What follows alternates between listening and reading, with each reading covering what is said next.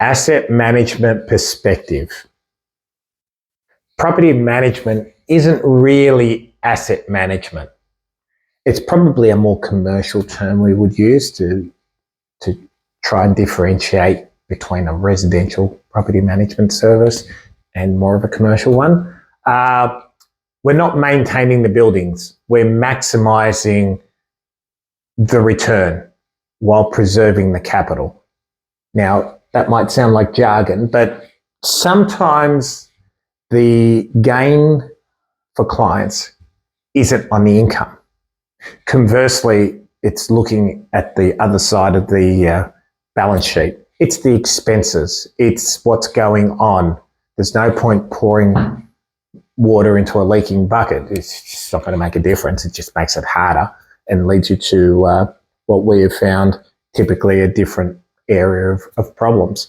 An asset manager, if you will, we're looking at the asset, top to bottom, inside to out. So we're not only just looking at income, we are also looking at expenses.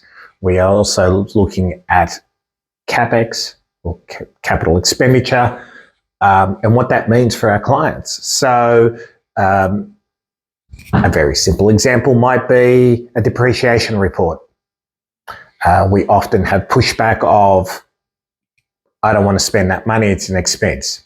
That depreciation report, which is a one-time fee in most cases, if used through its life, will have a recurring benefit for the next several years on your accounting and tax for that given asset. You look at it as an investment or an expense. It depends on your perspective of something like that. Look, an asset manager, you're looking at things holistically. That might mean that you need to update a kitchen. It's not a cost, that's an investment. A big one, but nevertheless. Or, you're evaluating opportunities that could be realised. There was one we discussed with a residential client the other week. They had this enormous pitch on their property. Thought of it, attic space conversion.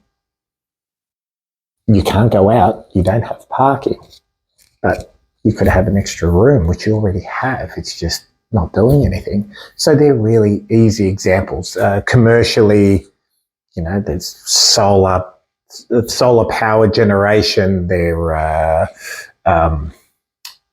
signage opportunities. There's ATM. We were discussing with a client again the other week. They have an asset with a 15-metre frontage.